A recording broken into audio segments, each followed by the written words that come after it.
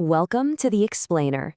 Today, we're diving straight into a fascinating, homegrown 19th century Korean philosophy that might just hold the key to understanding and perhaps even solving our 21st century crises. We're going to be unpacking the profound concepts of Donghak and Dasun thought, specifically focusing on their unique brand of autogenous modernity, as well as the groundbreaking philosophical thinking methodology they used to build it. Now think about this for a second. Is Western civilization literally the only way to be modern? It's a provocative question, right? When we hear the word modernity, we almost always picture Western industrialization, technology, and individualistic rationalism. But what if there was an entirely different path? What if another civilization mapped out a completely different blueprint for the modern world? That right there is the core mystery we are unpacking today. Here's our roadmap for this explainer. We'll start with the crisis of Western modernity, uncover the origins of Donghak and Daesun thought, define autogeneous modernity, break down the philosophical methodology, and finally, look at how this builds an alternative future. Let's start with Section 1, the crisis of Western modernity. To really grasp why this 19th century philosophy matters so much right now, we have to look squarely at the problems we're all facing today. Environmental pollution, extreme climate change, a massive imbalance between material wealth and technology, these aren't just isolated issues. Our sources point out that these are highly interconnected symptoms of a global crisis, and they're the direct result of a strictly material-centered Western modernity.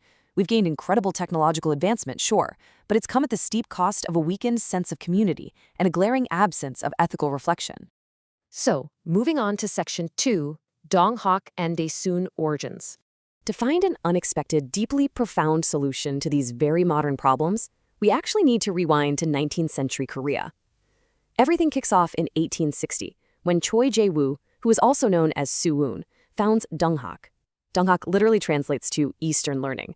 It emerged as a direct pushback against Sehak, or Western learning, which was encroaching on the East with its heavy material-centric focus. But the evolution didn't stop there.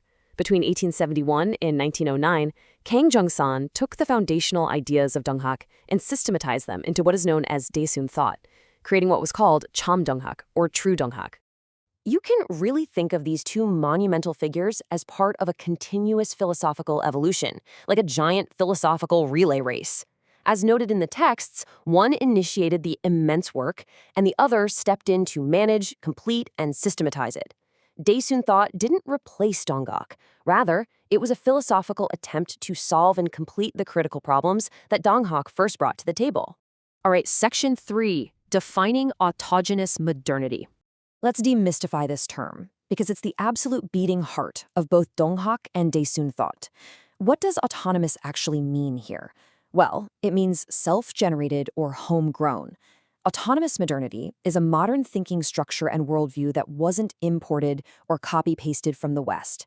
Instead, it blossomed organically, right out of the cultural and philosophical soil of the East.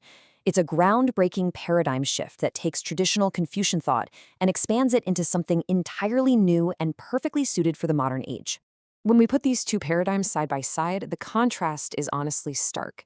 Where Western modernity is hyper-focused on a material-centered civilization and instrumental reason, Eastern autogeneous modernity is firmly anchored in ethical reflection and humanism. Where the West tends to separate humans from nature, the East pursues a profound harmony, a true unity of heaven, earth, and people. And while the West champions individual-centered rationality, this Eastern alternative strives for communal coexistence and a harmonious new world. Which brings us to Section 4, the philosophical methodology. We know what this alternative framework is, but what is the actual philosophical thinking methodology here? How does it work on a practical level? Well, the first thing to understand is that it is absolutely not about blindly rejecting everything Western. Instead, it's about a concept the sources describe as the harmony of Eastern Tao and Western technology. It's an East-West convergence. The methodology uses practical Western methods in tech, but, and this is key, it centers them firmly around Eastern ethical values and principles. This leads to a massive, incredibly important distinction in how we view cause and effect. The methodology relies on correlative thinking. So unlike the strict, linear A causes B causality of Western science, correlative thinking is based on yin-yang and the 5 phases, these ancient frameworks of dynamic balance. Instead of a straight line, it embraces a multiple causality system. It recognizes that nature and society are deeply intertwined, immensely complex, and constantly influencing each other in a vast web of connections. And that brings us to the redefinition of hak, which translates to learning. In this East Asian characteristic, religion isn't just about detached spiritual worship.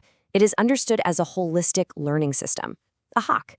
It absolutely discusses deep issues of the mind and ethical cultivation, but its ultimate orientation is always toward rolling up its sleeves and solving realistic, practical problems in the real world. Now, you might be thinking, okay, 19th century Korean thought, does this even relate to modern science? Surprisingly, yes. Because it challenges rigid linear thinking, this methodology actually intersects directly with postmodern philosophers of science, people like Bachelard, Lacan, and Foucault. By re-evaluating traditional scientific views like earth, water, fire, and wind, this thought system represents a true epistemological break. It is a completely new paradigm that beautifully complements the hard limitations of traditional Western scientific views. Finally, let's bring it all together in Section 5, Building an Alternative Future. We've explored the history and the methodology, but why does this matter to us right now? Check out this quote from the sources. It's incredibly validating. We are seeing today that even Western postmodernist thinkers, the very scholars desperately trying to figure out what comes after Western modernity, are looking for an alternative rooted in ethical reflection and religious return. They are literally searching for the exact kind of autogenous modernity that Dong Hak and Daesun thought systematized over a century ago. How wild is that? Ultimately, by utilizing this philosophical thinking methodology, we get a harmonious worldview that finally balances matter and spirit. It establishes ethical values where humans don't just dominate nature, but actually coexist with it. Plus, it provides a vital methodological foundation for genuine, productive dialogue between Eastern and Western philosophies, laying the groundwork for sharing these profound Korean humanities with the entire globe. We've seen that our current global crises are deeply tied to our modern material-centric worldview. The autogenous modernity of Dong Hak and Daesun thought offers us a profound alternative, a methodology that fuses the ethical with the practical, the Eastern Tao with Western technology. So I'll leave you with this. To truly save our future and reconstruct our civilization, do we first need to fundamentally change the methodology of how we think? Thanks for joining me on this explainer, and I really hope this leaves you eager to explore more on your own.